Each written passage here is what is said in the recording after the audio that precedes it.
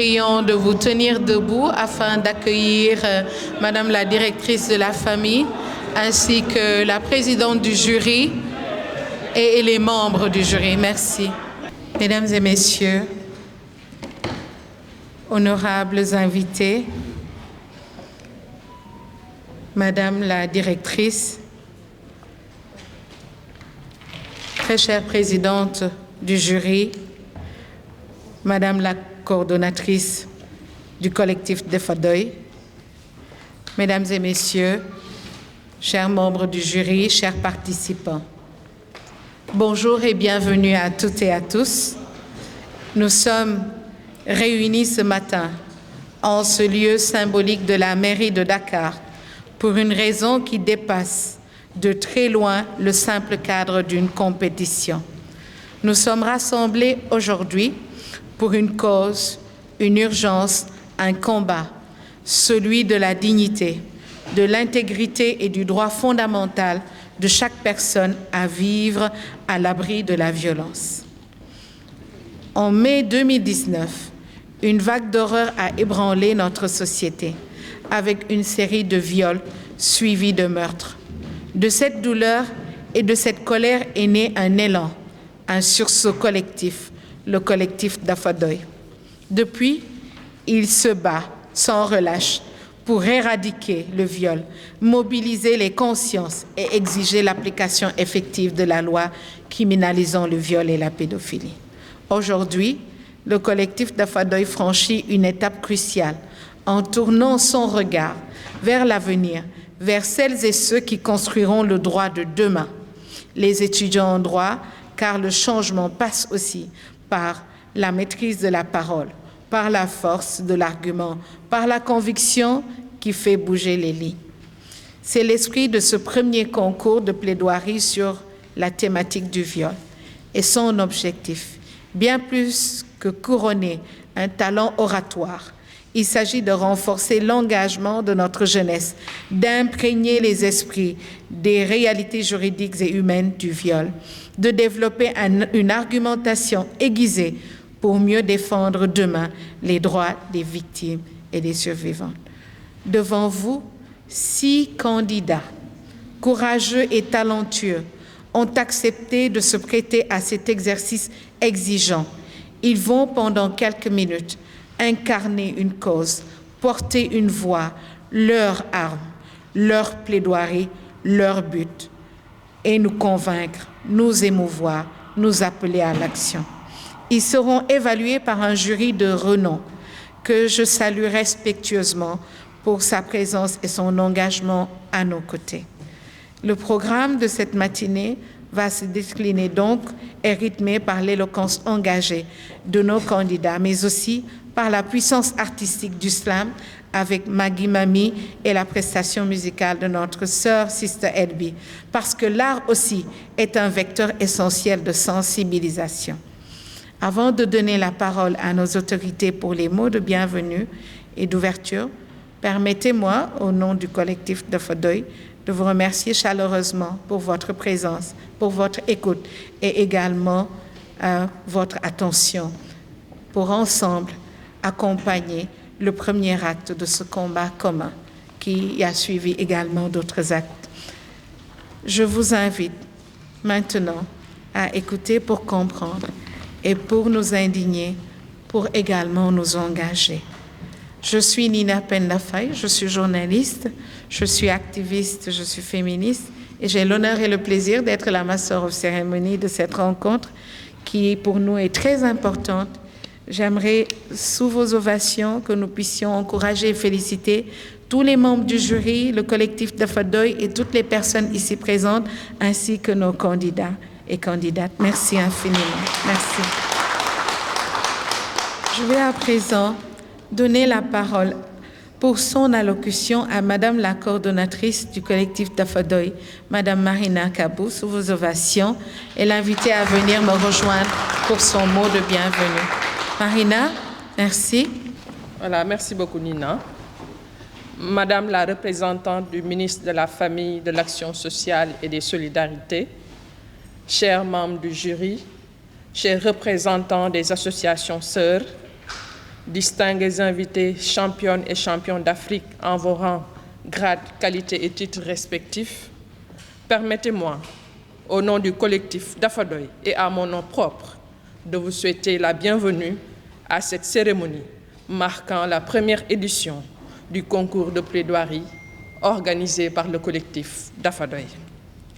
L'activité qui nous réunit ce matin s'inscrit dans le cadre du projet renforcer l'information sur le viol à travers des activités de sensibilisation et d'information.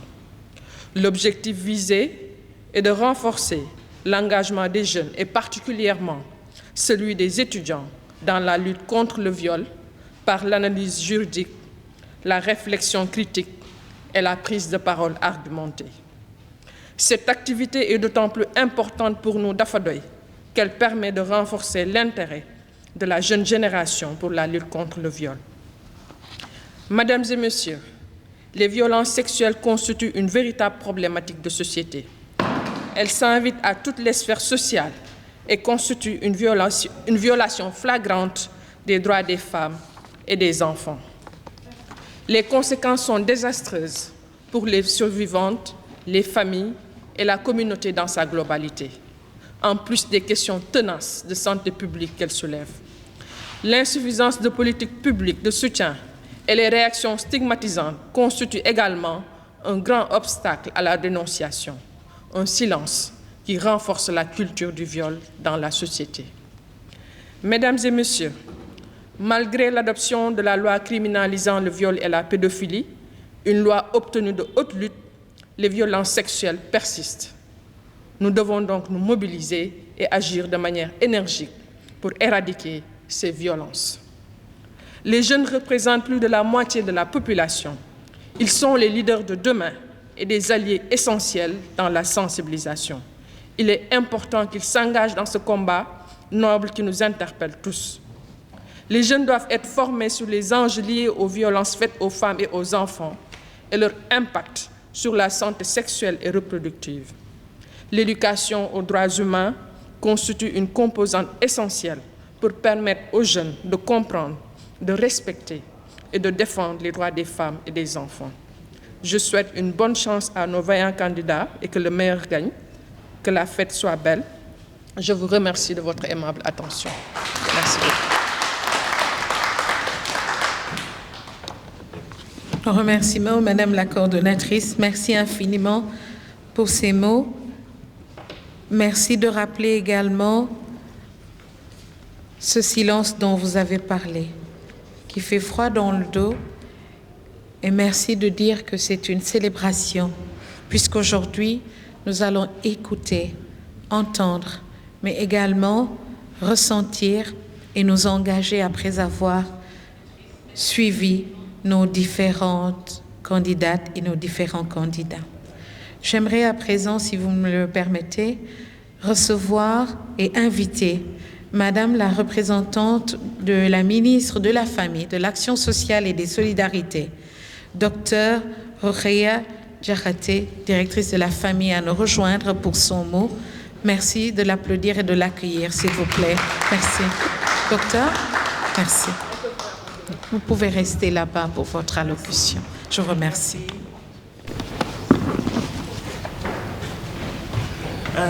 Assalamu alaikum wa rahmatullah. maa ngi leen di nuyu yéen ñëpp ku ci nekk sa tur ak sa sant ñu ngi sant yàlla bu baax bi ñu dajalee fii tey jii. Bonjour à tout le monde. La première remarque, c'est que les candidats, il n'y a pas la parité. Hein? Bravo les filles. Je ne sais pas comment vous avez fait pour les sélectionner. Et en tous les cas, monsieur, mes hommages. Vous avez du pain sur votre planche.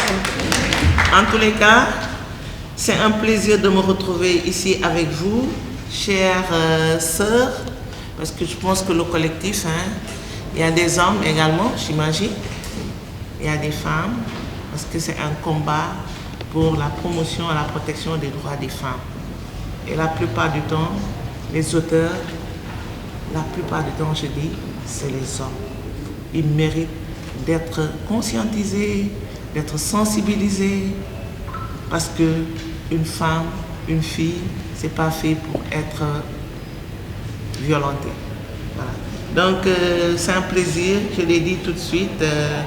Je pensais qu'il y aurait eu le représentant de Monsieur le maire de Dakar, Monsieur le maire de la ville de Dakar, Madame la coordonnatrice du collectif d'Afadoy, Madame Marina Kabou, Madame la présidente, ma chère sœur de l'AGS. Moi, j'aime bien l'AGS parce que j'ai fait une petite formation que je n'ai pas finie. En tant que chirurgien dentiste, j'ai fait le droit de la santé. C'est dommage que je n'ai pas fini parce que j'ai juste eu une... comment on le dit encore, je n'ai pas soutenu. Je n'ai pas soutenu parce que je me suis engouffrée dans les ministères et ça a pris tout mon temps. Mais quand même, j'ai un master en droit de la santé. Le droit, ça m'a toujours intéressé. En tous les cas, je vous envie et je vous souhaite beaucoup de bonnes choses et vraiment une longue vie et une carrière exceptionnelle. Donc, je disais à Madame la présidente de l'AGS, Mesdames et Messieurs les membres du jury, Mesdames et Messieurs les représentants des partenaires au développement, s'il y en a, Mesdames, Messieurs les présidents et présidentes des associations de la société civile, chers invités, chers étudiants candidats à ce concours de plaidoirie, distingués invités en vos titres, grades, qualités, tout protocole observé. Madame le ministre Maïmouna Dièye, ministre de la Famille, de l'Action sociale et des Solidarités, empêché m'a chargé de la représenter pour procéder à l'ouverture officielle de cette importante rencontre. Elle vous transmet ses chaleureuses salutations ainsi que ses félicitations pour cette belle initiative. Le viol n'est pas seulement un crime atroce, c'est une négation fondamentale de la dignité humaine et une violation flagrante des droits les plus élémentaires de la personne. En s'attaquant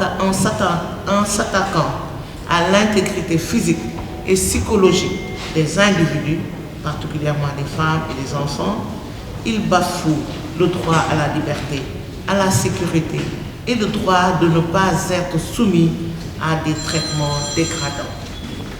Face à la recrudescence alarmante des cas de violence, qui ne sont plus de simples faits divers, mais une véritable urgence de santé publique et de sécurité sociale, le gouvernement du Sénégal, à travers le nouveau référentiel Sénégal 2050, s'est engagé à renforcer sans relâche le dispositif de lutte pour protéger les femmes et les filles. Cette volonté politique est une réponse directe à une réalité statistique alarmante. En effet, l'enquête nationale de référence sur les violences faites aux femmes et aux filles en 2024 révèle un nombre inquiétant de victimes. Près de 3 femmes sur 10 ont subi au moins une forme de violence au cours des 12 derniers mois, soit un taux de prévalence de 31,9%.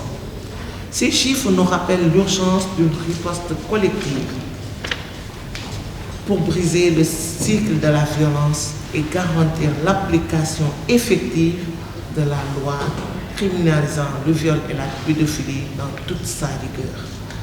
C'est précisément pour transformer ce constat en action concrète que ce concours de plaidoirie s'impose comme une stratégie innovante. En ciblant les étudiants en droit, en sciences juridiques, j'allais dire, vous formez les futurs acteurs de notre système judiciaire, ceux qui, demain, porteront la voix de la justice pour que le droit devienne le rempart ultime contre l'inacceptable. Comme le rappelle souvent Madame le ministre, la réponse aux violences faites aux femmes et aux filles ne peut être uniquement institutionnelle. Elle repose sur la sensibilisation constante des communautés, l'application effective de la loi criminalisant le viol et la pédophilie, mais aussi et surtout la mobilisation de tous, la société civile, les leaders religieux et communautaires, les femmes, les jeunes, les pouvoirs publics, sans oublier la presse. Je tiens à féliciter chaleureusement le collectif d'Afadoy, dont il convient de saluer l'engagement constant en faveur de la promotion et la protection des droits des femmes et des filles. C'est vrai que le ministère est à votre côté, est à vos côtés, même si il nous arrive de rater des occasions, il nous arrive de ne pas être présent quand vous faites ces genres d'organisation. Mais sachez que nous sommes à vos côtés parce que nous avons les mêmes missions.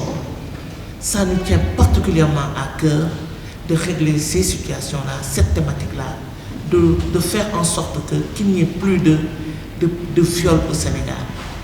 Un Sénégal de Cheikh Ahmadou Bamba, un Sénégal de Mam Limamou Laye, un Sénégal de Mam Cheikh Al-Hadji Malick, un Sénégal de tous ces érudits-là ne mérite pas ce que nous voyons actuellement.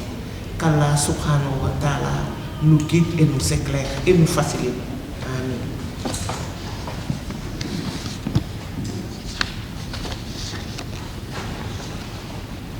Comme je le disais, en organisant ce concours de plaidoirie, vous créez une tribune essentielle pour dénoncer le mal que subissent les victimes.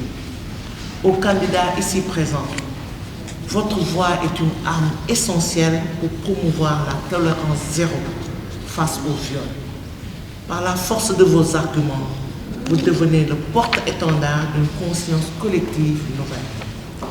C'est dans cet esprit de partenariat renforcé que je réitère la pleine disponibilité du ministère, je l'avais dit tout à l'heure, à prêter une oreille attentive aux enseignements de cette journée, afin que l'expertise de la société civile continue d'éclairer et d'orienter nos politiques nationales de protection. En souhaitant plein succès aux candidats et une excellente réussite à cette journée, ainsi qu'à la randonnée pédestre de demain, prévue demain, Inch'Allah. C'est dommage que je suis en congé maladie et j'adore les randonnées pédestres, mais demain, je pense que je vais voir si quelqu'un de la direction ou du ministère est disponible pour être à vos côtés. Malheureusement, je ne pourrai pas être avec vous, alors que je l'ai dit, j'adore les randonnées, parce que c'est un espace de plaidoyer, mais également de sensibilisation, pour que nul n'en ignore. Alors, je déclare ouvert, au nom de Madame le ministre, de la famille, de l'action sociale et des solidarités, le concours de plaidoirie du collectif d'Afadoy. Nos remerciements infinis, Madame la directrice. Merci infiniment. Je retiens une riposte collective. Effectivement, il faut une riposte collective. Nous retenons également une sensibilisation constante dont Madame la ministre, Madame Maïmouna Dièye, ne cesse de parler des communautés, la mobilisation de tous. Merci infiniment également de souligner que la lutte contre le viol et les violences, c'est l'affaire de tous. La lutte contre le viol, si ce n'est l'affaire de tous, doit être l'affaire de tous. Merci infiniment. Permettez-moi d'inviter à présent notre premier artiste qui va faire une prestation avant que je ne puisse vous présenter les membres du jury ainsi que nos candidats. Je voudrais inviter Maggie Mami à nous rejoindre pour sa prestation sous vos ovations. S'il vous plaît, on va l'accueillir. Merci. Bonjour à tous. Bonjour. Vous m'entendez bien? Na ngeen def? Yéen a ngi ci jàmm? Dama bëgg su ma nee 1 2 3 ngeen di slam ma dem. Mën na nekk? 1 2 3. 1 2 3. 1 2 3. Il n'a pas voulu toquer. Toc, toc. Il n'a pas voulu toquer. Il a préféré forcer l'entrée, arracher le poignet. Malfrat, ma foi, il n'a pas porté des gants, il y est allé à fond, ignorant mes larmes, mes pleurs, mes implores. Il n'a pas voulu demander ce qui, dans ses pensées tordues, de droit lui revenait. Les cris de cette chambre noire, le refrain de ma chanson. Ah! Cette chanson ne peut être douce. C'est un message de secours, un appel à la rescousse, parce que trop loin, ils ont poussé le bouchon. Il n'a pas cherché la douceur, pas de tendresse, pas de caresse. Il a juste déchiré l'estime et la confiance de sa conquise, jamais soumise à ses amours agressives. Il n'a jamais voulu payer le prix de l'amour, donc acheter. Il n'a pas marchandé, demandé, quémandé ce sentiment de nature partagée. Parti dans l'ombre avec lâcheté. Il n'a pas voulu demander, quémander, marchander ce sentiment de nature partagée. Il a juste foncé sans s'arrêter. Il est parti sans se retourner à avalanche sur la route rouge jamais fredonnée, où il a foncé sans s'arrêter. Il est parti sans se retourner. Avalanche sur la route rouge jamais fredonnée. Il n'a pas voulu toquer. Toc, toc. Il n'a pas voulu toquer. La pauvre choquée n'a pas voulu parler.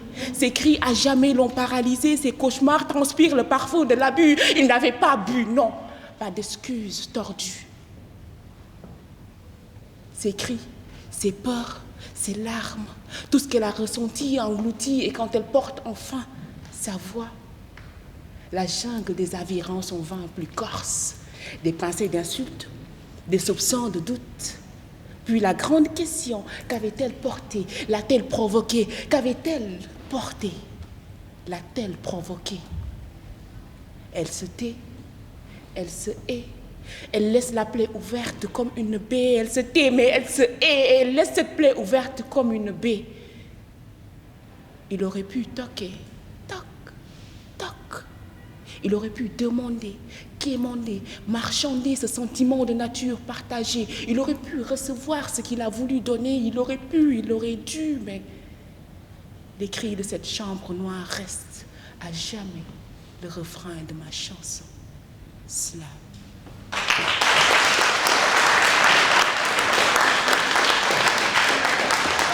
Slam, slam, slam.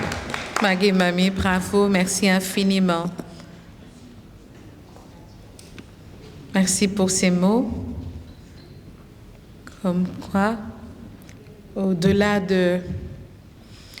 Et quand nous aurons écouté, suivi et entendu nos différentes candidates et notre candidat faire leur plaidoirie, nous avons également ces hommes et ces femmes, et surtout ces femmes, artistes, qui portent également le plaidoyer et qui font également leur plaidoirie. Merci, Mamie, pour ce slam. Je vais à présent partager avec vous quelques lignes pour présenter notre jury. Je vais commencer par la présidente du jury qui viendra après prendre la parole avant que nous ne démarrions. Je voudrais, avec votre permission, commencer par la présidente du jury, Madame Aminata Falgnan, qui est la présidente de l'Association des juristes sénégalaises depuis juillet 2023. Elle est experte juriste, fiscaliste, spécialiste en droit bancaire. Madame Nian est consultante et administrateur indépendante de sociétés financières au Sénégal. Madame Aminata Falgnan a exercé l'essentiel de sa carrière au siège de la Banque centrale des États de l'Afrique de l'Ouest, la BCEAO, où elle est entrée en septembre 1996 et y a pris sa retraite en juillet 2022 comme conseiller du gouverneur, membre du gouvernement de la banque. Merci encore une fois d'applaudir très fort pour notre présidente du jury. Je voudrais à présent vous présenter notre autre membre du jury, Madame Daba John Bey. Elle est sociologue de formation. Elle est actuellement la directrice genre au Millennium Challenge Account à MCA Sénégal 2. Elle a occupé plusieurs postes de responsabilité dans le domaine des droits des femmes, notamment celui de la coordonnatrice du projet Femmes occuper les médias. à l'Institut Panos avant d'être la coordonnatrice adjointe du projet Voix et Leadership des femmes au CECI Sénégal. Merci infiniment d'applaudir très fort pour notre autre membre du jury, Madame Daba John Bey. Je voudrais vous présenter également un autre membre éminent de notre jury. Il s'agit de Maître Ndeye Koumba Kane.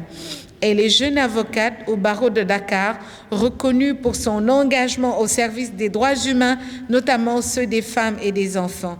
Maître Ndeye Koumba est très engagée dans des combats citoyens. Elle est aussi membre de l'Association des jeunes avocats du Sénégal. Merci de l'applaudir très fort, s'il vous plaît. Je voudrais à présent vous présenter également M. Senghane Senghor, qui est le président de la Convergence africaine pour la démocratie et les droits humains, SENCADOU, l'association récemment lancée. Il est aussi enseignant au département ingénierie juridique de l'université Alioune Diop de Bombay, juriste, militant. Il a été chargé des affaires juridiques et de la protection de la Rencontre africaine pour la défense des droits de l'homme, la RADDHO. Je voudrais terminer en vous présentant M. Samba Keïta, qui est un jeune magistrat connu pour son engagement constant au service des droits humains, notamment ceux des droits sexuels et reproductifs. Jeune ambassadeur de la Task Force, M. Samba Keïta est très engagé dans la vie associative. Il est aussi membre du collectif Dafadoy. Je voudrais qu'on applaudisse très très fort pour les membres du jury. Je voudrais à présent, avec votre permission, donner la parole à Madame la Présidente du jury et ensuite je vais revenir pour présenter nos candidats et nous allons lancer le concours. Merci Madame la Présidente. Vous voulez venir ici ou vous voulez rester là-bas si vous voulez rester? Merci. Sous vos applaudissements s'il vous plaît. Merci. Merci beaucoup Nina. Merci de me passer la parole. Madame la directrice de la famille, représentant le ministre la ministre Maïmouna Dièye, moi je suis ministre, la ministre Maïmouna Dièye, de la famille, de l'action sociale et de la solidarité, distingués invités. Je ne vais pas être long, l'essentiel a été dit en termes d'introduction. Juste saluer à nouveau la présence du ministère de la Famille à cette cérémonie, qui témoigne de tout l'engagement du ministère et à travers donc l'institution, Madame la ministre, pour les actions relatives aux droits des femmes et des enfants que nos associations mènent. Globalement, je parle des associations, puisqu'au-delà de Dafadoy, la ministre est quand même présente à chaque fois qu'elle est sollicitée ou représentée lors des activités menées par les associations et plus globalement la société civile. Je voudrais également remercier les membres du jury qui ont accepté donc de participer à ce concours qui est une première en ce qui concerne le collectif Dafadoy. Nous espérons qu'il y aura beaucoup d'autres éditions. Une première, c'est toujours quelques réglages, quelques insuffisances, quelques imperfections, mais je pense qu'avec la tolérance et l'expérience aussi, nous pourrons améliorer les prochaines éditions, faire salle ronde et surtout faire entendre la voix pour la défense des droits humains au niveau des jeunes que vous êtes. Je pense que c'était Marina qui coordonne le collectif Dafadoy l'a dit, vous représentez la majorité de cette population. C'est donc avec beaucoup d'espoir que les organisations de femmes s'adressent à vous, parce qu'à travers vous, le message devrait pouvoir être entendu, compris et surtout transmis, aussi bien dans votre génération qu'au-delà, parce que tout le monde doit comprendre que la lutte pour les droits humains et en l'occurrence, par rapport au thème qui est celui de ce concours, la lutte contre les violences faites aux femmes et le viol est une lutte qui doit être celle de tout citoyen sénégalais. Je remercie la slameuse à qui j'aurais bien donné moi le premier prix tout de suite. Tellement son témoignage a été fort entendu. Elle a l'habitude de nous gratifier de slam de haute qualité. Mais aujourd'hui, on a ressenti le cri, on a ressenti toutes les paroles dans notre chair. C'était émouvant, c'était bien. Je vous félicite pour ça. Et enfin, demander à donc tous les candidats de donner le meilleur, toutes les candidates et aux candidats, de donner le meilleur d'eux-mêmes. C'est vrai que nous n'avons pas beaucoup d'hommes. Il faudra travailler sur cette question parce que la lutte contre le viol, ce n'est pas qu'une affaire de femmes. Je dis et je répète que c'est l'affaire de tout le monde. Donc, nous espérons qu'aux prochaines éditions, nous aurons beaucoup de candidats hommes qui viendront défendre donc, les droits humains, défendre les droits des femmes et les droits des enfants. Donc, sans plus tarder, je vous repasse la parole, Nina. Je vous remercie. Merci beaucoup. Merci, Madame la Présidente. Merci infiniment. Nous avons 6 candidats, cela a été dit. Je voudrais juste les nommer. Notre première candidate est Madame Ndeye Absa Cissé. Notre deuxième candidate est Madame Gadio Niang. Notre troisième candidate est Madame Mame Diarra Fall. Notre quatrième candidate est Madame Awa Niang. Notre cinquième candidat est Monsieur Oumar Mbeng. Et notre 6e candidate est Madame Alibatou Sadia Dabo. Vous me permettrez de lui rendre hommage et de commencer par lui. Il s'agit de Monsieur Oumar Mbeng. Il est étudiant en licence 1 en droit. Il est engagé dans la défense des droits humains et particulièrement ceux des femmes. Actif dans le plaidoyer et l'art oratoire, il s'investit dans des initiatives citoyennes pour la justice sociale et la protection des personnes vulnérables. Je voudrais également vous permettre de faire connaissance avec notre autre candidate. Il s'agit de Madame Gadio Niang. Alors, Madame Gadio Niang est actuellement doctorante à la Faculté des sciences juridiques et politiques, juriste spécialisée en contentieux des affaires. Elle est dotée d'une expérience professionnelle significative en droit des affaires, en gestion contractuelle et en sécurisation juridique des opérations. Son parcours se caractérise par une articulation constante entre l'analyse juridique, la rigueur procédurale et la pratique opérationnelle du droit au sein d'organisations publiques et privées. Notre autre candidate est Madame Awa Niang. Elle est étudiante en licence 2, option droit privé à l'Institut supérieur de droit de Dakar, passionnée par le droit des contrats et la protection des consommateurs. Elle ambitionne de se spécialiser dans le domaine des affaires. Toutefois, sa fibre féministe très affirmée la pousse à s'engager dans la lutte et la protection des droits des femmes. Notre autre candidate, il s'agit de Madame Mame Diarra Fall. Elle est étudiante en Master 2 en gestion des collectivités territoriales et juriste en droit public. Elle dispose de compétences en recherche, en plaidoyer et analyse dans le but de promouvoir les droits des femmes, la paix durable et la protection de l'environnement.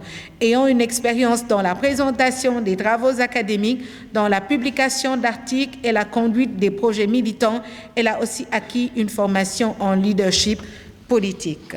Notre autre candidate, il s'agit de Madame Ndeye Absa Cissé. Elle est étudiante en droit et titulaire d'un Master 1 en droit économique, notarial et processuel à l'Université Cheikh Anta Diop de Dakar.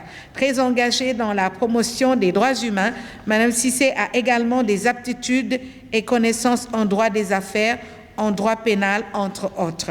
Notre autre candidate, il s'agit de Madame Alibatou Sadia Dabo.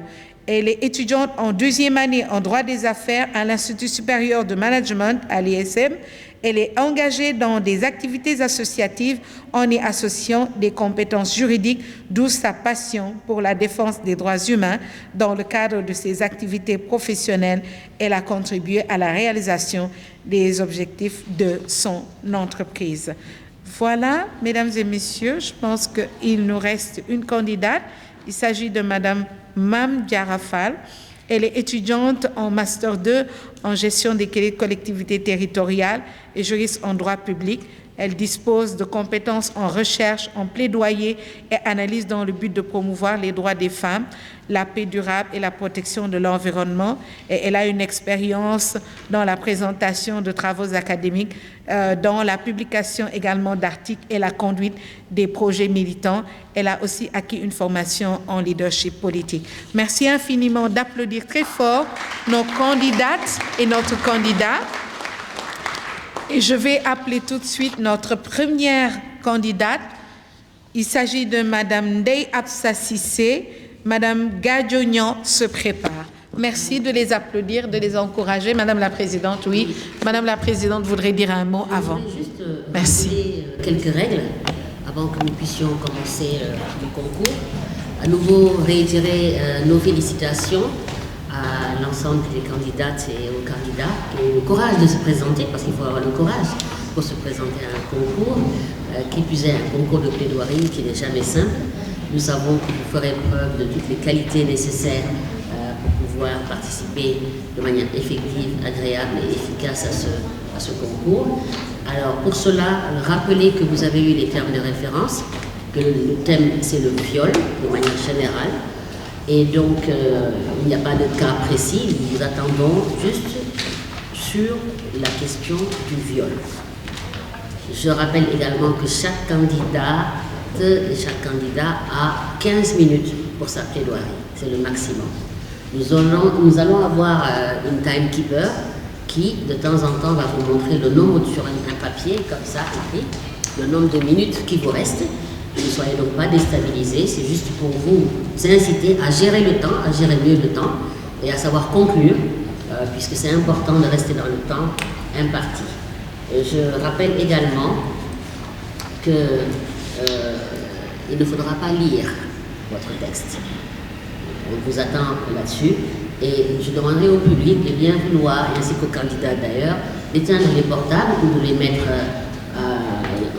sous le mode silencieux pour éviter de perturber les candidats pendant leur plaidoirie.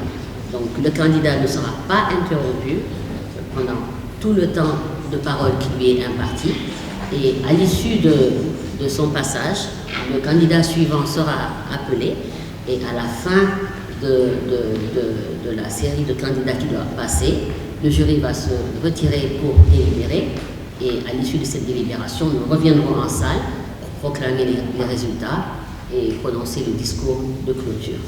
Est-ce que vous auriez des questions d'éclaircissement avant que nous puissions commencer? C'est l'occasion de demander ce que vous voulez pour que nous donnions toutes les précisions. Et évidemment, les précisions, tout le monde les entendra, pour ne pas rompre l'égalité. Monsieur Meg. Je vous appellerai Maître Meg. Vous voulez un micro? Pour l'occurrence. Est-ce que c'est possible d'utiliser cet espace-là? Oui, vous n'êtes pas obligé de rester figé au niveau du pupitre. Vous pouvez effectivement aller venir dans la salle. En tout cas, au niveau de l'estrade. Maintenant, le souci, c'est qu'on n'a pas de micro-baladeur. Si ça ne vous aide pas de porter ce micro, parce qu'il faut qu'on vous entende, hein, qu'on vous entende. Et donc, si on vous interrompt, c'est peut-être parce qu'on ne vous entendra pas en vous demandant de rapprocher davantage le micro. Ne soyez pas perturbés pour ça. Est-ce qu'il y a d'autres questions? Est-ce qu'il y a d'autres questions? Non? Merci. C'est parfait. Madame la Présidente. Nous pouvons commencer. Merci. Nous allons commencer. Avec votre permission, Madame la Directrice. Si vous en avez Madame la Directrice, merci. les autres membres du jury. Parfait. Merci. Madame Ndeye Absa Cissé. Madame Gadiognan se prépare. Merci.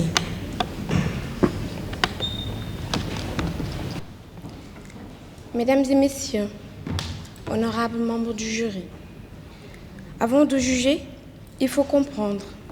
Avant de condamner, il faut nommer. Et c'est par là que nous allons commencer. Qu'est-ce que le viol? Le viol n'est pas une rumeur. Le viol n'est pas une interprétation. Le viol, c'est une réalité juridique clairement définie. L'article 320 du Code pénal sénégalais dispose: constitue un viol tout acte de pénétration sexuelle, de quelque nature qu'il soit, commis sur la personne d'autrui, par violence, contrainte, menace ou surprise.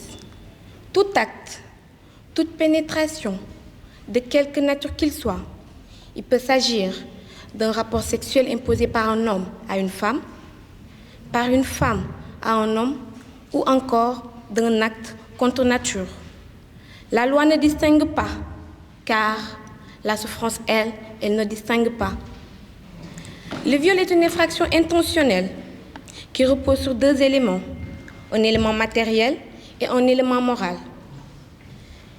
L'élément matériel est constitué d'un acte de pénétration sexuelle et surtout d'une absence de consentement. Et c'est ici que tout se joue. Consentir, ce n'est pas subir. Consentir, ce n'est pas se taire. Consentir, ce n'est pas être paralysé par la peur. Consentir, c'est être d'accord, autorisé, permettre librement. Le viol est une atteinte à la liberté sexuelle. Il est donc incompatible avec tout acquiescement à un acte de pénétration de nature sexuelle. Et pourtant, au Sénégal, lorsqu'une femme est violée, nous avons tendance à rejeter la faute sur elle. Elle n'avait qu'à ne pas porter un jean collant. Elle n'avait qu'à ne pas fréquenter les hommes. Une accumulation de « elle n'avait qu'à pas » jusqu'à l'indicible « elle n'avait qu'à ne pas exister en tant que femme ».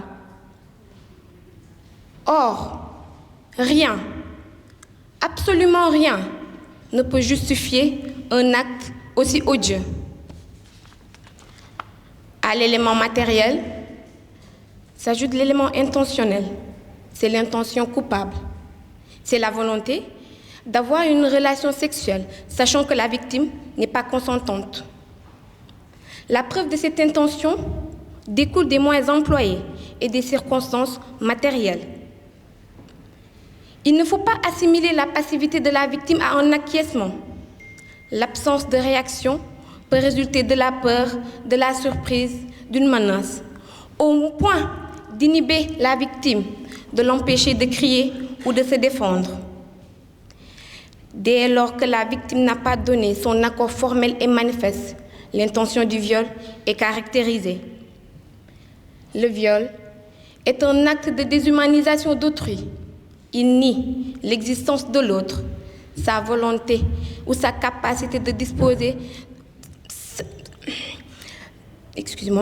Le viol est un acte de déshumanisation d'autrui.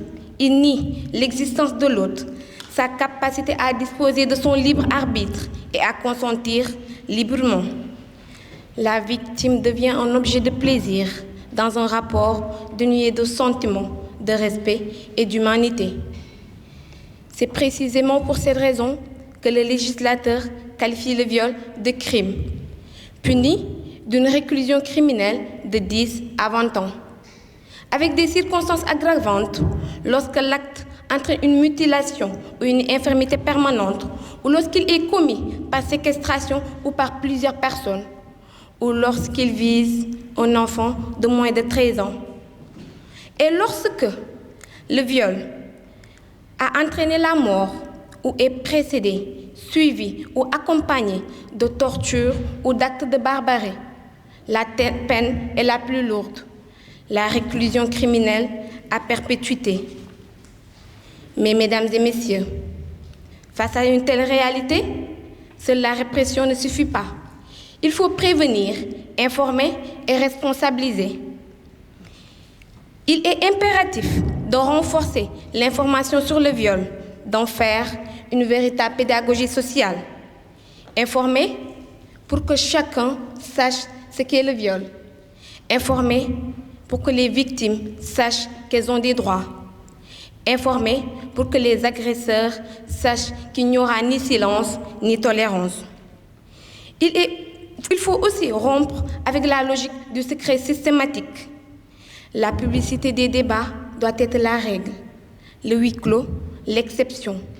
Lorsque, et seulement lorsque, la victime en fait la demande, car le silence protège rarement les victimes, il protège trop souvent les violeurs.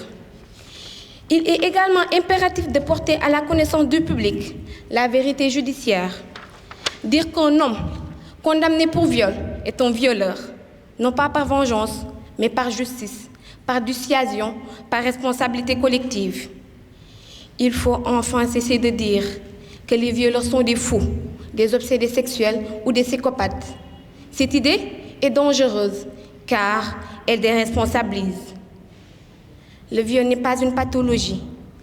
C'est un acte conscient, un choix, un rapport de domination. Et l'enjeu, il est immense. Il concerne la sécurité, la dignité et la liberté de toutes et de tous. Mesdames et messieurs, condamner le viol, ce n'est pas seulement appliquer la loi, c'est refuser le silence, la banalisation. C'est affirmer que le corps humain n'est jamais un territoire à conquérir. Et pour finir, cette plaidoirie, elle n'est pas faite pour séduire. Elle est faite pour réveiller les consciences. Je parle pour celles dont la voix a été étouffée, pour celles qui n'ont pas eu la force ou le droit de crier. Mesdames et messieurs, le viol n'est jamais une erreur. Ce n'est jamais un malentendu. C'est une négation totale de l'humanité de l'autre. Et aujourd'hui, je ne vous demande pas seulement d'entendre, je vous demande de comprendre. Je le redis, que condamner le viol, ce n'est pas seulement appliquer la loi, c'est rendre à la victime ce que l'agresseur lui a pris, sa dignité et sa place d'être humain. Et lorsque nous sortirons de cette salle, que personne ne dise « je ne savais pas », car désormais, vous savez. Je vous remercie.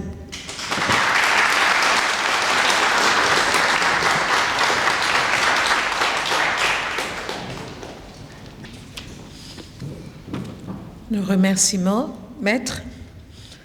J'invite à présent Madame Gadiognon à venir nous rejoindre pour sa plaidoirie. Madame Mame Diarra Fall se prépare. Merci.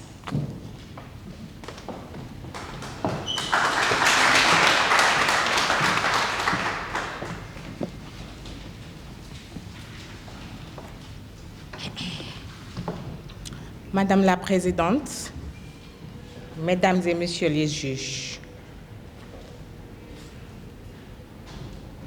ma cliente ici présente est âgée de 8 ans. Elle a été violée par un ami de son père âgé de 40 ans. Je vous relate les faits. Vous avez déjà le dossier. 40 ans, 8 ans. 40 ans et 8 ans, Madame la Présidente. Je suis sidérée.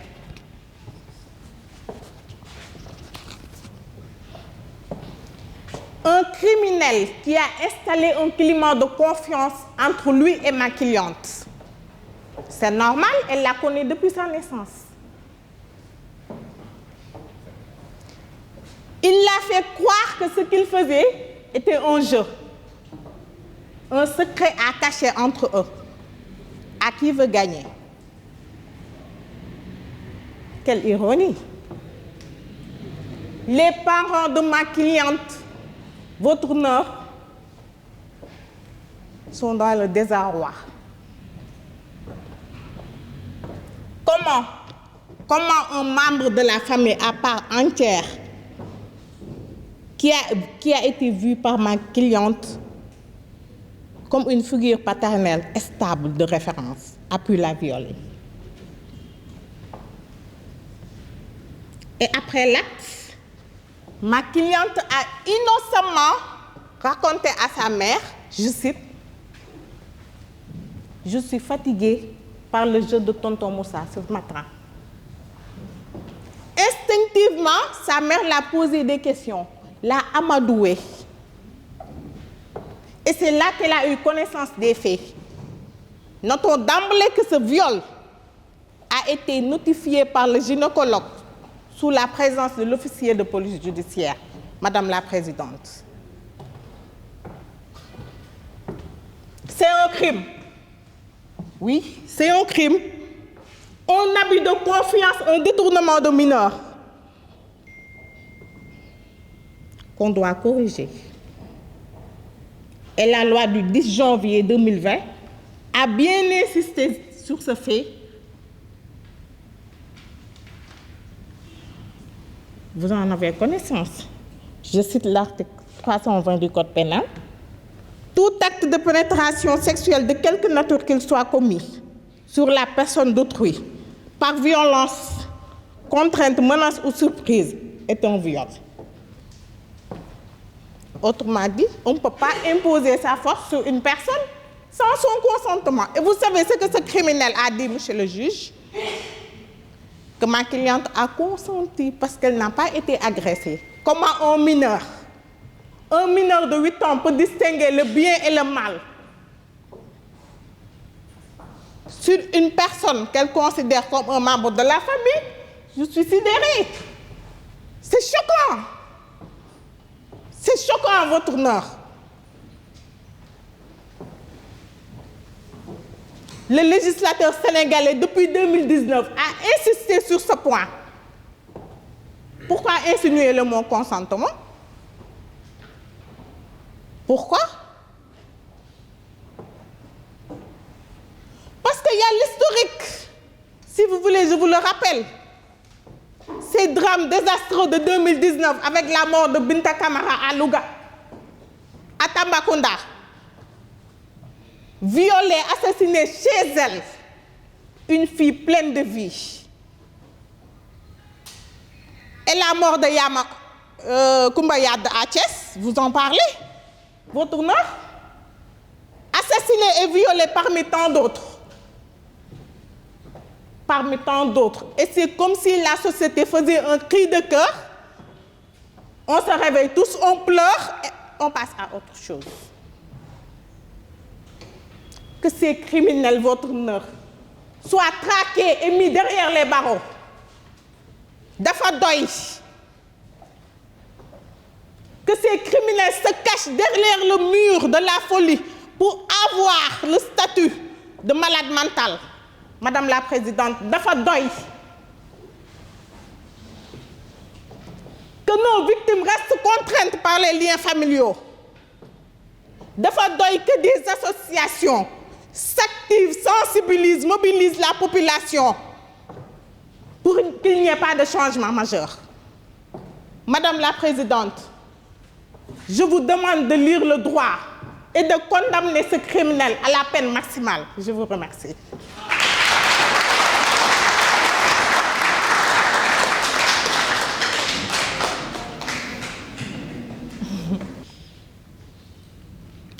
J'invite à présent Madame Mame Diarra Fall à nous rejoindre.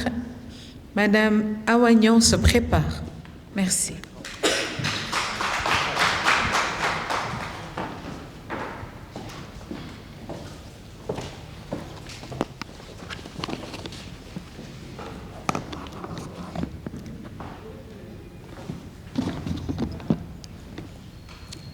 Bonjour à toutes et à tous.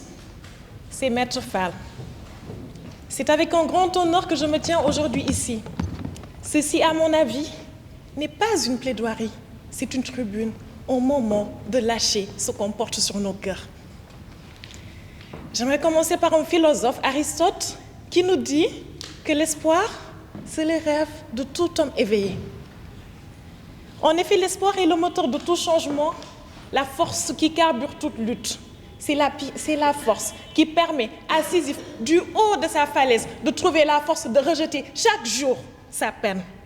C'est par l'espoir que les choses changent, que la révolution est permise. Et c'est par l'espoir que l'on détruit tous ces systèmes qui nous oppriment. Aujourd'hui, c'est l'espoir, naturellement, qui m'a guidée aujourd'hui à prendre la parole sur un sujet qui nous concerne toutes et tous. La question du viol, la question des violences que subissent les femmes dans nos sociétés patriarcales, conservatrices, où chaque chose suffit à instrumentaliser, à justifier la violence. J'ai pensé à ce que je devais dire, à ce que je devais écrire, parce que naturellement, qu'est-ce qui n'a pas encore été dit? Qu'est-ce qui n'a pas encore été écrit? J'ai pensé aux mots que je devais sortir. Cette cause a tellement été débattue, elle a tellement été traitée, que malheureusement, je ne pourrais rien ajouter de neuf. J'ai pensé alors à l'étymologie du viol. Le viol est rattaché à la violence. Une violence qui n'est pas seulement abstraite, mais qui s'inscrit dans les corps, dans les chairs et dans les âmes. Le code pénal sénégalais dans son article 320, que l'on connaît tous et toutes, le définit comme tout acte de pénétration sexuelle, de quelque nature que ce soit, commis sur la personne d'autrui par violence, contrainte, menace ou surprise. Cependant, ces définitions, aussi limpides soient-elles et limitantes, elles n'appréhendent pas des situations où, sans lien de contrainte ou menace ou de surprise, le viol est commis car la victime est en état de sidération où la contrainte est difficile à prouver. J'ai pensé aux survivantes qui doivent survivre à leur corps, qui doivent survivre à leur vie. J'ai pensé au poids qui tombe sur elles. J'ai pensé à tout ce qu'elles doivent ressentir. J'ai pensé à celles à qu'on dit, à celles à qui on a dit. Mais alors, tu étais habillée comment? J'ai pensé à la culture du viol, à tous ces faits, à toute cette banalisation à laquelle on est sans cesse confronté. Comme si le consentement devait passer par l'habillement. J'ai pensé à celles dont les prédateurs ne sont pas des anonymes, mais des personnes qu'elles connaissent, qu'elles côtoient, à qui elles ont eu confiance. J'ai pensé à celles à qui on a dit que ce n'était pas un viol conjugal, mais un devoir conjugal. J'ai pensé à celles à qui on a dit de garder le silence, de préserver le soutoureux, de ne pas gâcher la réputation, de ne pas gâcher sa réputation. J'ai pensé à toutes celles-là. Et je me suis rendu compte de la difficulté qu'il y a à parler de cette problématique. Aujourd'hui, le sujet sur la violence faite aux femmes revient sans cesse dans nos actualités. On ne cesse d'en débattre et malheureusement, ce sujet, aussi sérieux soit-il, est traité comme un fait divers, quelque chose qu'il faut mettre à la une des journaux, passer à autre chose, chercher à justifier. Les statistiques montrent des chiffres d'horreur. En 2022, ONU Femmes disait que le Sénégal était un pays dangereux pour les femmes. Les chiffres ne pourront pas saisir toutes les injustices tues, toutes celles qui n'ont pas été reconnues. Les chiffres ne pourront pas saisir toutes celles qui ont subi un harcèlement de la part des agents de police. Les chiffres ne pourront pas saisir toutes celles qui n'ont pas eu le moyen de se procurer le certificat médical. Et pourtant, on a criminalisé le viol. Comment alors espérer dans un tel monde? J'ai envie de demander à Aristote. Comment espérer dans un monde de chaos, de conflits, de violence, d'injustice? Que l'on soit en temps de paix ou en temps de guerre, le viol est commis. En RDC, au moment où je vous parle, chronomètre, 4 minutes vont suffire pour qu'un viol soit commis. Je pense aux femmes qui sont en Palestine, à celles qui sont au Soudan, à celles qui sont en Haïti, à celles qui sont au Sénégal, à celles qui sont au Sahel, dont les corps sont des champs de bataille. J'ai pensé à celle dont je tenais absolument à dire cette phrase. Aïcha, survivante de la guerre de libération du Bangladesh en 1971. Nous avons donné notre bien le plus précieux. Et en notre fort intérieur, nous sommes mortes plus d'une fois. Mais vous ne verrez, non, sur aucun monument, ni aucun mémorial de guerre. Elles sont laissées dans l'oubli, dans un oubli confortable, dans un oubli qui nous arrange. Elles, qui ne seront jamais sur aucun monument et dont les corps ont été pillés et tués. Alors comment on peut espérer quand l'autre moitié de l'humanité est prise en otage et opprimée et assiégée? Mais Audrey Lorde nous donne un message. Le silence, il ne protège pas. Nous devons alors donner à la justice la représentation qui lui sied, l'épée. Je vous rappelle la figure de Thémis, l'épée pour refuser toute séparation devant nos lois. Nos lois ne sont pas, mesdames et messieurs, des nobles abstraites. Elles sont garantes de justice et de protection. La justice doit être rendue à toutes les survivantes, être présente pour que ce crime ne soit plus jamais commis.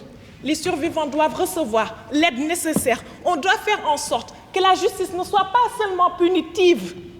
Je pense à l'arrêt Lancedé-Nar de 1995, Conseil d'État, où on nous dit que la justice, que la dignité humaine est un principe général de droit. Tout cela ne peut se faire sans la déconstruction, naturellement, de notre système patriarcal. De refuser les injonctions, ne plus admettre les silences, ne plus admettre la culture du viol. À chaque fois, mesdames et messieurs, qu'on verra un viol, que l'on s'indigne avec tout l'outrage nécessaire. Mesdames et messieurs, parce que j'avais commencé en parlant d'espoir, je vous prie de m'autoriser à finir encore par l'espoir. Parce qu'il ne faut pas se laisser aller. Il ne faut pas céder au désenchantement. Il faut encore lutter, toujours lutter, beaucoup lutter. La lutte est une affaire de vie et une affaire d'humanité. Il faut alors imaginer un monde meilleur, un monde où nos vies ne seront pas séparées en des vies qui comptent et en des vies qui ne comptent pas. Il faut oser imaginer, mesdames et messieurs, avec toute la tendresse qu'il faut, une révolution imaginative. Oser déconstruire tout cela, oser déconstruire tous ces systèmes, oser déconstruire tous ces empires. Parce qu'il est possible de vivre dans un monde sans oppression, sans violence. Oser dire qu'en cette ère d'individualisme, le développement personnel ne suffit plus. Il nous faut guérir collectivement. Résister devient plus qu'un devoir. Lucie Aubra nous dit, le verbe résister doit toujours se conjuguer au présent. On espère un monde où le patriarcat cessera de guider nos vies. On espère un monde où l'égalité homme-femme ne se limitera pas seulement dans nos articles, mais sera une réalité vécue par toutes et par tous. On espère un monde où nos sœurs opprimées ne vont plus jamais subir des violences sexuelles, parce qu'elles aussi, elles comptent.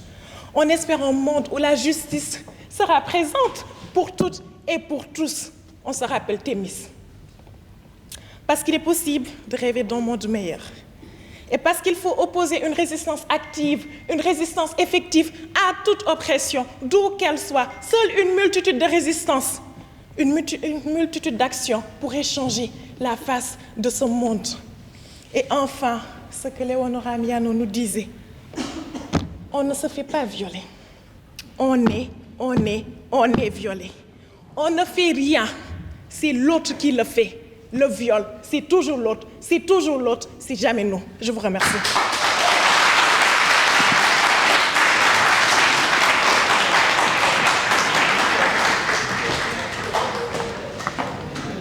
Nos remerciements au maître. Merci. J'aimerais à présent inviter Madame Awagnon.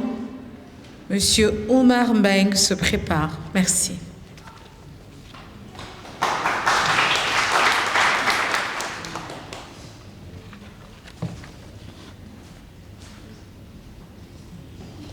Mesdames et messieurs, ce matin, je ne me présente pas devant vous avec l'intention de vous séduire ni de vous déplaire non plus. Parce que l'école m'a enseigné que le fait de voir sa souffrance reconnue et sanctionnée. Ma vie n'était ni parfaite ni pailletée, mais elle était à moi. Elle m'appartenait. Et en un claquement de doigts, elle s'est transformée en cauchemar. Ma jeunesse, celle que je devais vivre pleinement, on me l'a volée avant même que je n'aie temps d'en jouir.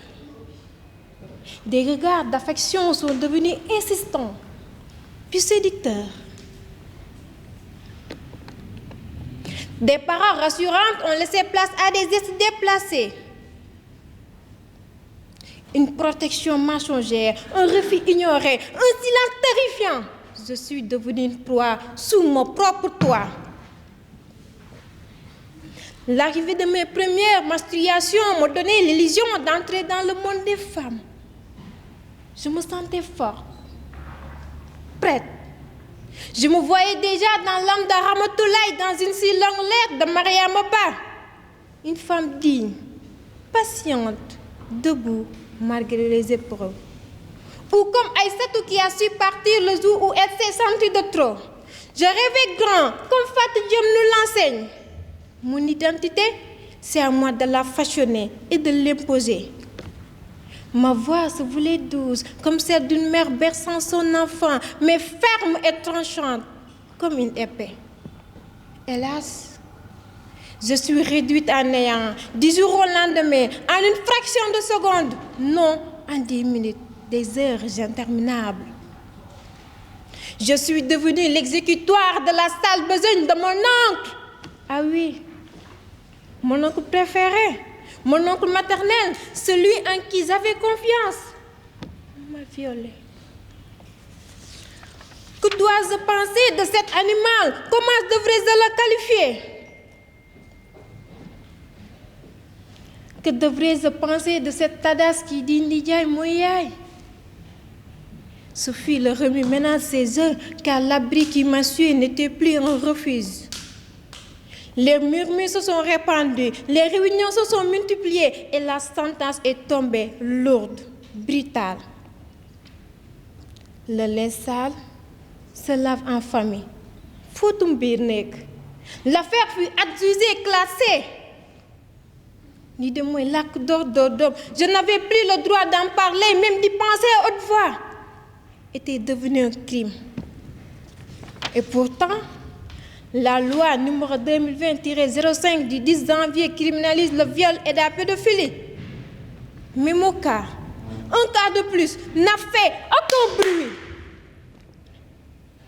Sommes-nous si innocentes, si fragiles que notre brisure amuse? Voilà ce qui excitait mon prédateur. La contrainte illégitime, l'usage de la force, l'illicité des moyens, mes cris de douleur. Aïe! Tout cela l'a mené au sommet.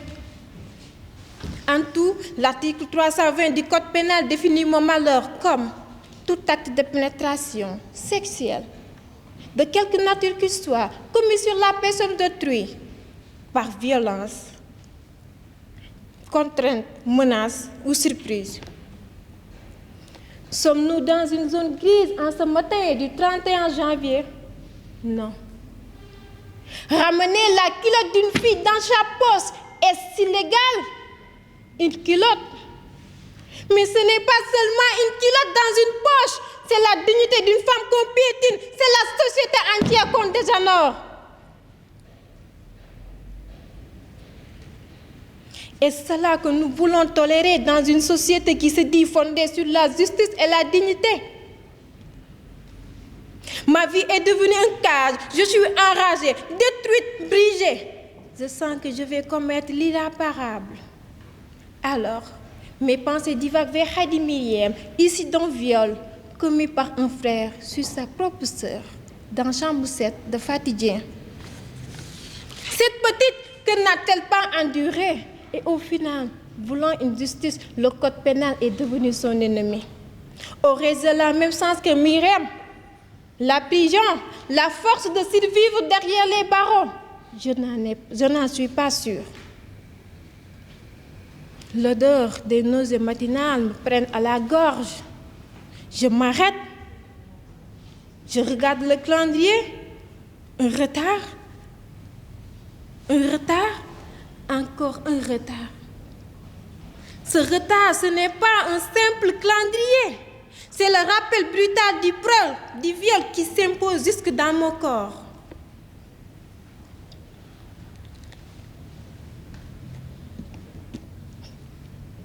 Le crime ne s'arrête pas. Il poursuit la victime, il la traque, il s'impose dans son quotidien. Il s'inscrit jusqu'à son organisme. Devant le médecin, l'avortement m'est interdit. Ici, moi aussi, je finissais par occuper une place en chambre 7, car interrompre cette grossesse serait un crime. J'ai fait un choix. Celle de me révolter, quitte à périr. Mais au final, je suis la seule perdante. Une lueur d'espoir est naquie avec le protocole de Maputo. Une promesse de dignité et de liberté pour toutes les victimes. Mais s'éteignit aussitôt, étouffé par l'article 305 du Code pénal. Une justice ou une malédiction? Voilà la question que je vous laisse en héritage. Aujourd'hui, je me lève parce que je ne suis pas de trop. Je me relève parce que je suis une femme. Je me lève, je reste debout. Je prends la parole pour moi et pour toutes ces femmes abusées, forcées, contraintes, soumises, niées, bâillonnées. Pour toutes celles que l'on désigne coupables de n'avoir pas pu se sauver, résister ou dire non. Qui ne dit mot, consent, affirme-t-on. Mais la réalité est haute. Qui ne dit mot, subit. Chers jurés, l'être femme est-il condamné à subir pour survivre? Non. Mesdames et messieurs, écoutez cette voix qui s'élève du banc des sinistrés. Elle n'est pas seulement la mienne, elle est celle de toutes les femmes qui refusent de disparaître dans le silence, comme Hymne Lamine Awanyang. Je vous remercie.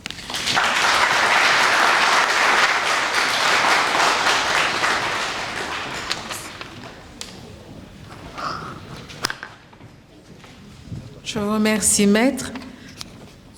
J'invite à présent M.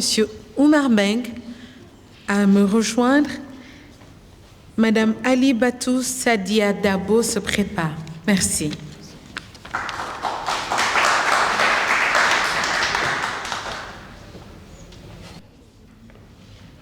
Je suis déçu. Oui, je suis déçu de toi. Pourquoi tu étais là? Penses-tu à la honte de ta famille? Tu es sûr que c'était un viol? Ces mots ravivèrent la douleur d'une fille.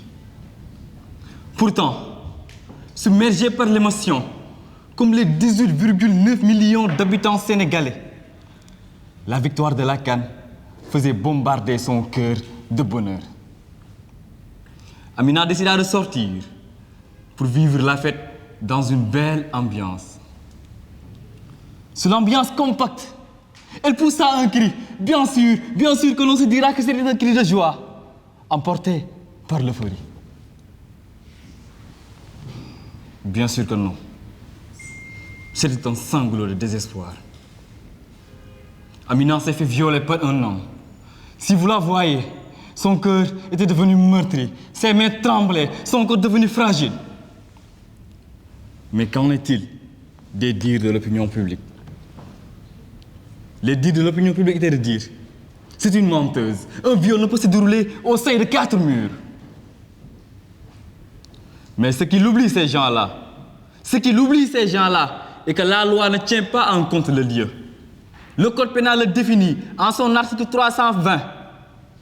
Tout acte de pénétration sexuelle, de quelque nature que ce soit, commis sur la personne d'autrui, par violence, menace, contrainte ou surprise, c'est un viol.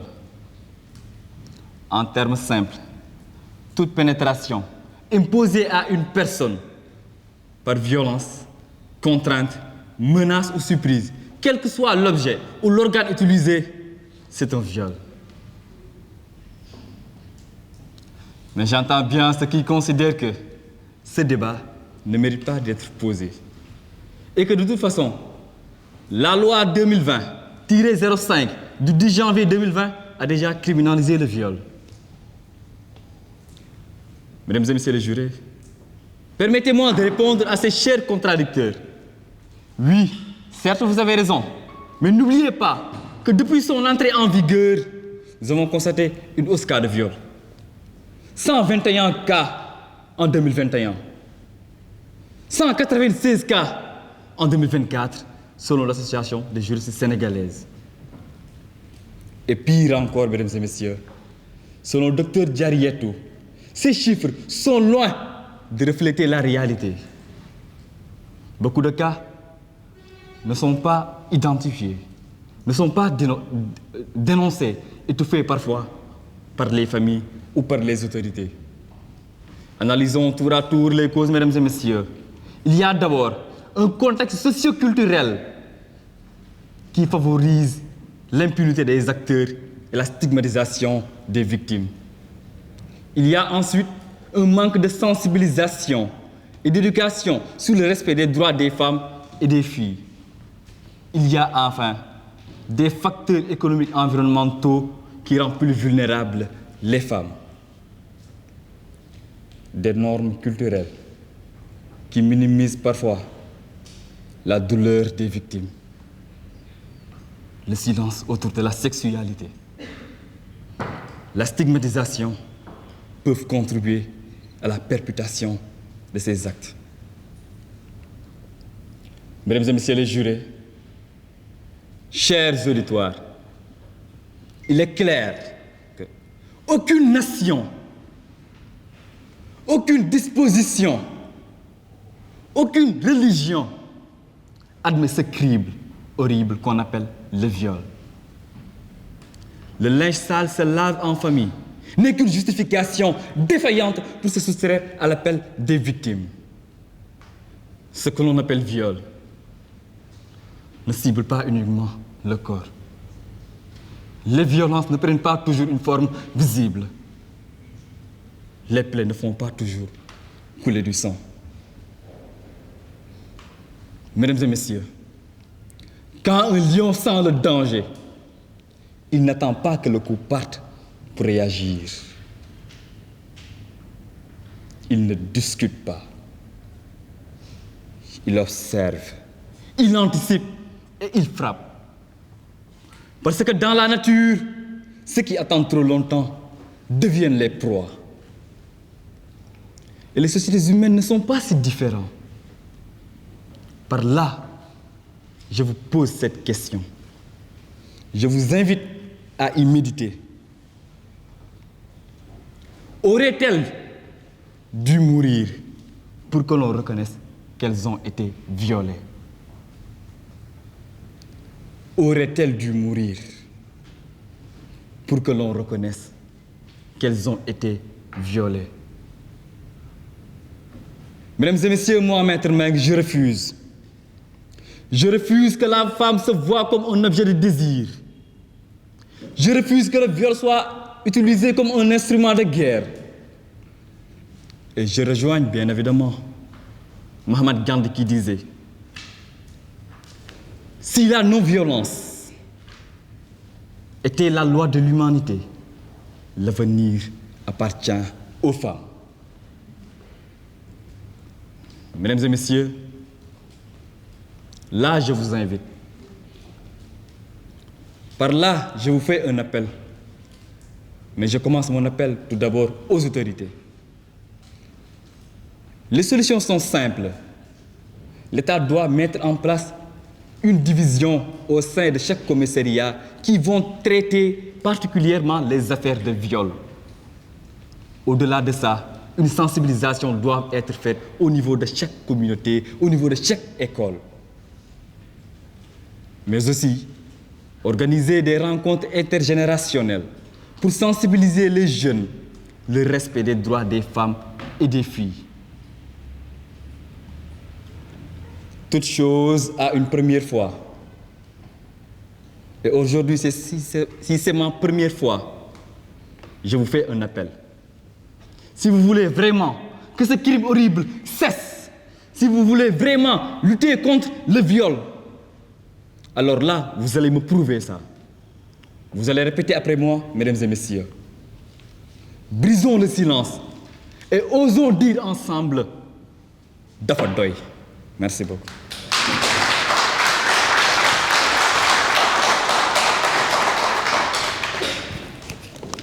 Nos remerciements, Maître Oumar Meng. J'invite à présent Madame Alibatou Sadia Dabo à nous rejoindre. Merci.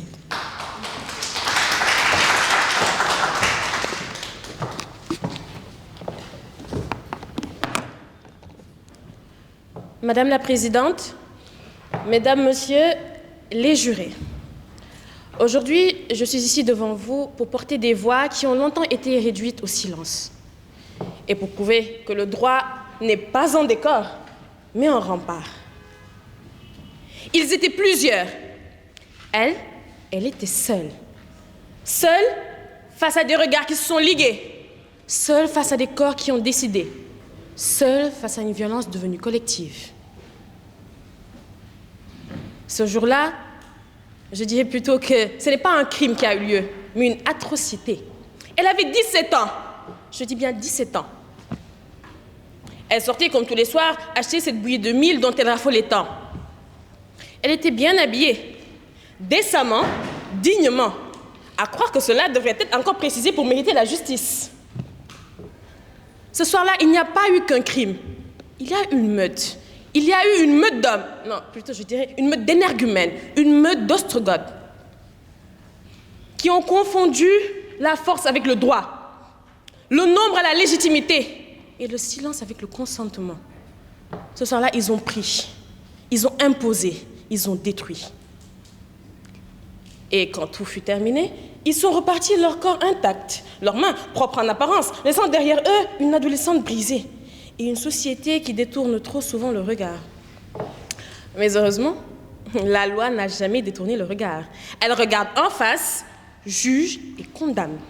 La preuve, l'article 320 du Code pénal sénégalais dispose, je cite, « Tout acte de pénétration sexuelle commis par violence, contrainte, menace ou surprise est un viol. » C'est du viol.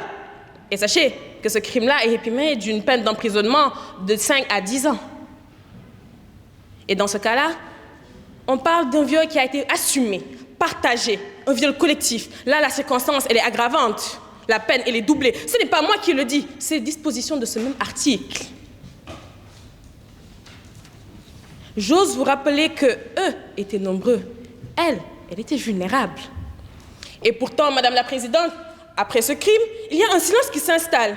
Un silence lourd, un silence bavard, un silence poisseux, un silence dans lequel la victime cherche un échappatoire, cherche une voie, mais ne trouvera qu'un mur. Imaginez-la seule, la nuit, devant rentrer chez elle, le corps souillé, avec une vérité beaucoup trop lourde dans sa gorge et un traumatisme qu'elle n'oubliera jamais. Se demandant, à qui vais-je parler? Mais à qui osera-t-elle parler dans une société où l'on juge d'abord l'accoutrement avant de condamner les actes? Notre société ne doit pas laisser les victimes errer, seules, dans la peur, dans la honte. Ce n'est pas à elles d'avoir honte, non.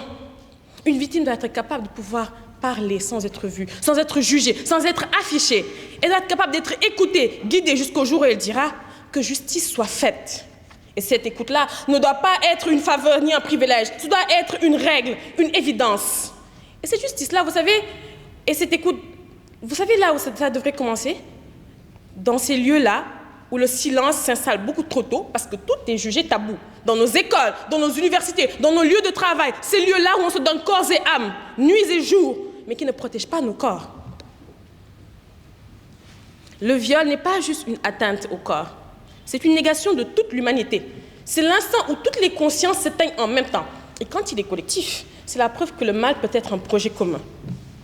Et lorsque la victime ose enfin parler, elle ne doit pas être encore sujette à des critiques, à des lenteurs, à des murmures, à des regards criards. La justice doit être son refuge.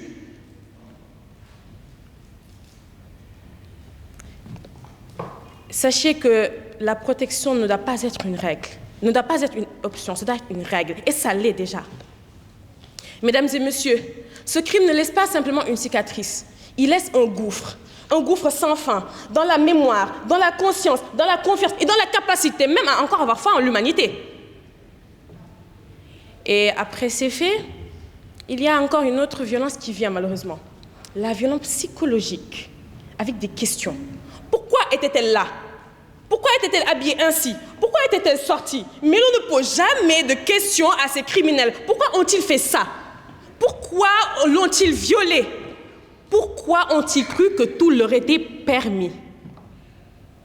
Pourquoi c'est tout le temps à la victime de se justifier? Pourquoi c'est tout le temps à la victime de repasser sur les critiques pour repeindre son image? Pourquoi c'est tout le temps à la victime de pleurer et de jurer sur tous les noms du bon Dieu pour obtenir gain de cause? Ces criminels-là que vous appelez des hommes, je ne les appelle pas des hommes, je les appelle tout simplement des défaillants de la société.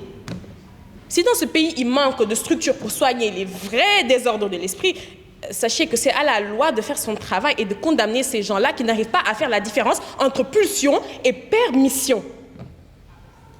Depuis quand la virilité veut dire une arme de destruction? Depuis quand les désirs sont devenus des choses que l'on doit ôter sans permission?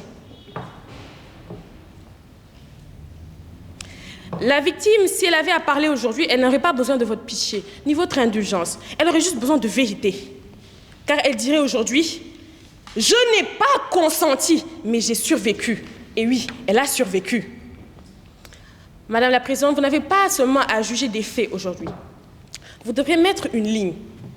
Une ligne entre le droit et le chaos. Une ligne entre la justice et la meute. Surtout une ligne entre l'humanité et l'animosité. Juger faiblement, c'est autoriser. Minimiser, c'est encourager. Se taire, c'est participer. Et j'ose croire que vous n'avez aucune envie de participer à ces actes de barbarie. Alors jugez fort, jugez clair, jugez sans trembler. Non pas seulement pour aujourd'hui, mais pour toutes celles qui demain espèrent encore que le droit sera plus fort. Ne jugez pas pour guérir des victimes, mais jugez pour prévenir, pour qu'à l'avenir, tout individu qui sera tenté d'utiliser sa force physique pour assouvir ses plaisirs, sache qu'ici, le droit veille et la loi tranche, tel le glaive de Thémis, si je vous rappelle. Alors, Madame la Présidente, je m'en vais en vous laissant une seule responsabilité. Ne jugez pas seulement des accusés, mais jugez pour ce que vaut le corps de la femme dans cette société. Ne jugez pas seulement pour condamner un acte, mais jugez pour l'éradiquer de notre société. Et sachez une chose, l'histoire n'a jamais tremblé quand elle mentionnait des noms dans le livre de la vie. Thémis n'a jamais eu peur quand elle soulevait sa balance, jugeait avec son marteau et tranchait avec son glaive. C'était Maître Dabo.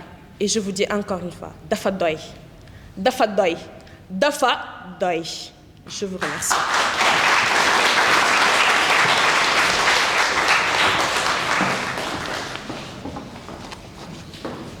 Nos remerciements, maître. Je voudrais qu'on applaudisse très très fort pour nos candidates et nos candidats. Elles étaient 5, il était 1 et ils sont 6. Madame Ndeye Abibatou Cissé, maître, merci infiniment. Madame Gadjunyo, maître, merci infiniment. Madame Mam Diarafal, maître, merci infiniment. Madame Awagnan, maître, merci infiniment. Monsieur Oumar Meng, maître, merci infiniment. Madame Alibatou Sadia Dabo, maître, merci infiniment. Merci de les applaudir très très fort. Merci encore une fois pour ces mots et pour ces voix. Répression, prévention, information, sensibilisation. Ces mots, c'est vous qui les avez sortis. Ni silence, ni tolérance. La lutte contre le viol et les violences est une affaire de vie, une affaire d'humanité. Guérison collective, exutoire est le corps des femmes et des filles. Nidiaï Moyai, le linge sale se lave en famille. Elles aussi comptent, et elles comptent, les survivantes et les victimes. Non, c'est non. Qui ne dit mot consent, qui dit non subi. On ne se fait pas violer, on est violé. On ne se fait pas violer, on est violé. Le corps des femmes, un champ de bataille, un objet de désir, un instrument de refus, un instrument utilisé pour la guerre. Le corps des femmes, une arme de guerre, un instrument de conquête, d'influence et de soumission. Des voix réduites au silence, ce sont vos mots également. L'atrocité, malgré qu'on soit bien habillé, dignement habillé et décemment habillé. Ils prennent, ils imposent, ils brisent, ils volent, ils violent, ils humilient, ils salissent, ils souillent, ils tuent. Notre société ne doit pas laisser les victimes errer, les survivantes errer, encore moins souffrir en silence. Lenteur, murmure, regard fuyant. Face à cela, nous sommes également touchés. La violence psychologique, la survivante qui jure par tous les noms pour se faire entendre et pour avoir gain de cause. Pulsion, permission, virilité, une arme de destruction, ça n'a jamais été cela. Je n'ai pas consenti, mais j'ai survécu. Faut-il tracer cette ligne, une ligne entre l'humanité et l'animosité? Juger pour prévenir? Ne jugez pour ce qui vaut, pour ce que vaut le corps de la femme. Jugez pour ce que vaut le corps de la femme dans notre société. Merci pour ces mots. que nous avons entendues. Merci pour ces plaidoiries que nous avons également vécues. Je voudrais juste, avant d'inviter notre deuxième artiste à faire sa prestation, vous demander, si vous le voulez bien et si vous le pouvez, de vous lever pour 1 minute de silence et de prière pour notre sœur Halimatou Gadji, qui a été arrachée à notre affection. Merci. Merci. Merci beaucoup. Je vais à présent inviter notre sœur Sister Elvie à venir nous rejoindre. Et j'aimerais qu'on l'accueille et qu'on l'applaudisse parce qu'elle est une voix qui porte et qui lutte et qui nous accompagne afin de sensibiliser, d'informer, mais de faire prendre conscience. Merci, Sister Elvie, de nous rejoindre, s'il vous plaît. Merci. Je suis doublement championne d'Afrique. Merci pour l'invitation. Je vais faire juste un cœur ensemble, hein, parce qu'après je vais chanter Jigen. Parce que pour moi, on a le droit d'être heureuse. Nous devons joy ñu bëgg imposer à chaque fois dañ naan muñal dañu bëgg à un moment donné qu'on soit vraiment bien même bu dee bëgg nañu muñ ñu muñ mais bu ñu bëggul muñ tamit ñu feete li nga xam ne ni moom mooy sunuy petit combat yi ñuy gagné maa ngi tàccu ñëpp ñi nga xam ne ni jaar nañ fii mes femmages mes hommages mais juste pour dire que c'est important de pouvoir faire ces genres de plaidoyer parce que nous, même en tant qu'artistes engagés, on a besoin de ces éléments de travail pour renseigner le public. Nous savons ce que nous devons faire.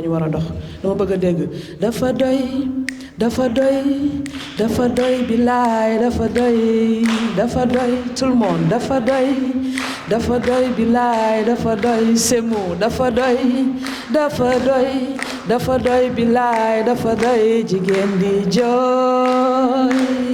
dafa doy bilaay dafa doy lola bëgg a dégg dafa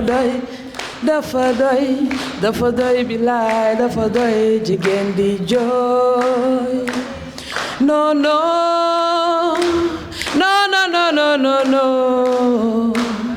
be happy bilaay be happy tout le monde be happy bilaay be happy jigéen di ree No.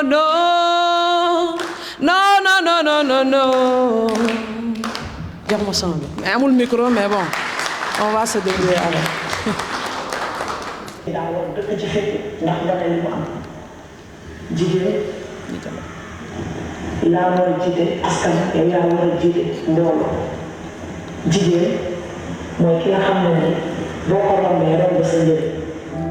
Yes, sir. Tàccu la bëgg gis Kalu madaro ko an wanire jigéen yàgg sàmm digéeb tey la gën a doon jigéen waral ñu for ndeer bàkk la yaa baax ki yeyoo baax xol ko ci yaayu da baax jiw jur mu meññ lépp far baax jeew dana baax sar lañ la bàkkal yaay aljana waral ngay leer di leen niital ma sista nitteel waroo des gannaaw waaxul waneel sa place ajil les waxul yaa ngi waneel li sarwa bàkkee maam Mariama jigéen juman góor yàgg wane jàmbaar yàgg sàmm sa ngor dëkk ci gore am fulaak fayda toogal a classe tout le monde say jigéen yàgg dégg waaw góor jigéen yàgg dégg waaw góor jigéen mooy ki yàgg dégg waaw góor jigéen yàgg dégg waaw góor jigéen yàgg dégg waaw góor jigéen mooy ki yàgg dégg waaw góor jaaraama jigéen njukkal war na la tey sa tekk ak sa tey waral nga feetu tey jigéen gaa gëm doom màgg fay waral mu dégg coono toog bañ a fay daw na safaar ak marwa tabax njaboot bi dëkk ci tey sa barak xalam dañ la bàkkati dundu nga petit à petit gëm nga ne picc ci tàgg yàgg naaw yow jomm nga lu yomb jëf ju ñaaw danga ko romb daw nga takk ku ron xéewal bi walla ngaan dundu nga lu metti waral mbégte wal nga naan dëkk nga ci sakket tey ci taax gi fanaan jigéen yàgg dégg waaw góor jigéen yàgg dégg waaw góor jigéen mooy ki yàgg dégg waaw góor jigéen yàgg dégg waaw góor jigéen mooy ki yàgg dégg waaw góor. Encore des ovations pour Sister Elvie. Merci beaucoup. Mais également pour notre sœur Maggie Mami. Merci infiniment à ces artistes qui nous accompagnent et qui portent également la voix des femmes et surtout les voix de ces femmes survivantes et victimes de violences. Merci infiniment, Sister Elvie. Jigéen yàgg dégg waaw góor jërëjëf yal na yàlla fay. Merci infiniment. Nous allons à présent permettre aux membres du jury ainsi qu'à notre président du jury de se retirer pour délibérer et après revenir pour la deuxième partie de cette première édition du concours de plaidoirie sur le viol et proclamer les résultats, ensuite remettre les prix. Donc dañ leen di bàyyi ngeen dem dallu tuuti tàllal tànk yi ñëwaat le temps que jury bi ñu mën a génn def liggéey bi nga xamante ne moom mooy liggéeyu délibération.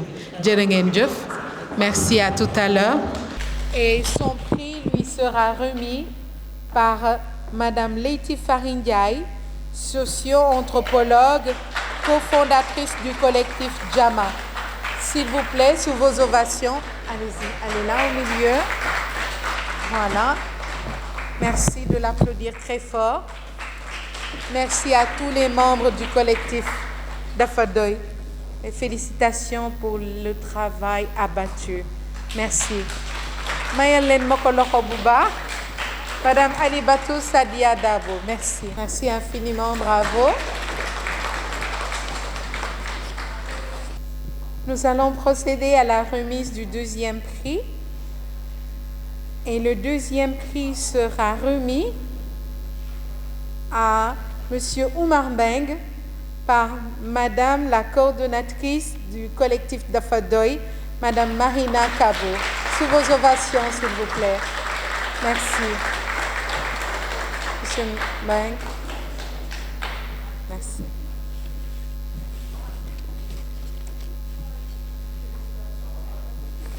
Félicitations. Je rappelle que le deuxième prix, il a une attestation, un trophée, un téléphone portable, ainsi qu'une enveloppe de 75 000 francs CFA. Merci. Merci de les applaudir très fort. Petite sœur, viens. Oui, on va applaudir très fort pour la petite sœur.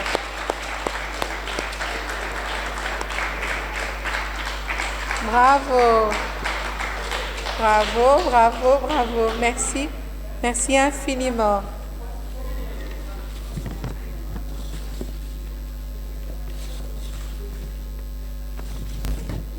Merci Marina, merci infiniment.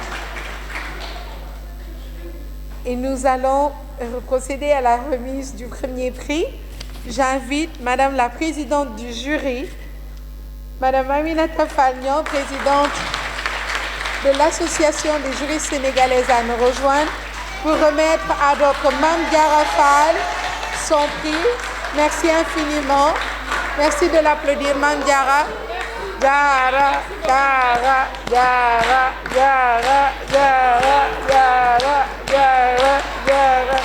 Merci beaucoup. Alors, notre lauréate et le premier prix a une attestation, son prix, un ordinateur ainsi qu'une enveloppe de 100 000 francs CFA. Merci infiniment. Merci beaucoup.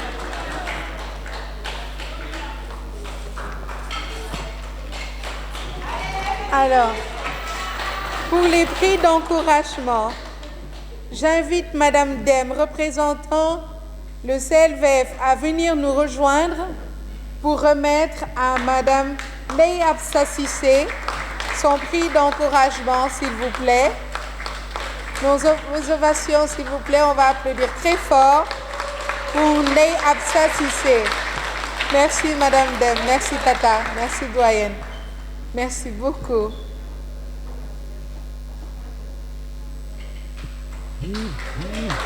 Merci beaucoup. J'invite Madame Ao, membre du collectif d'Afadoy, point focal du collectif Aties et qui s'occupe également du centre d'accueil Palabre, à venir remettre à Madame Gadognan son prix d'encouragement, s'il vous plaît. Merci. Merci de les applaudir très fort.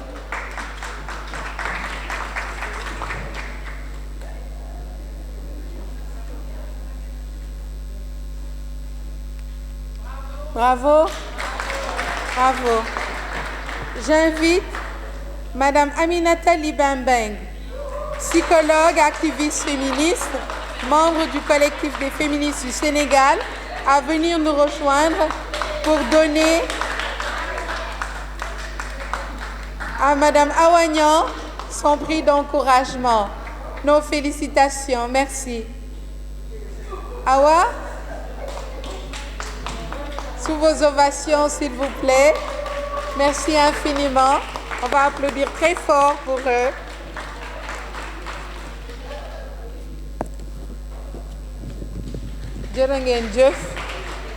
Merci, merci pour tout.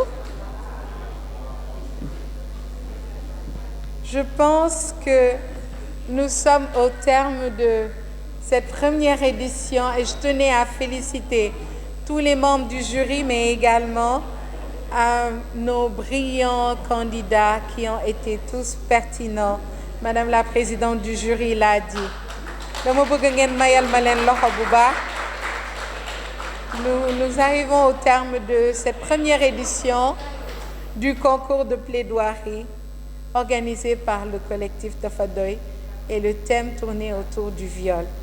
Mesdames et messieurs, honorables invités, merci infiniment. Merci de nous avoir accordé de votre temps si précieux. Et merci d'avoir écouté, d'avoir entendu, d'avoir prêté oreille et attention, mais surtout d'avoir été à nos côtés engagés.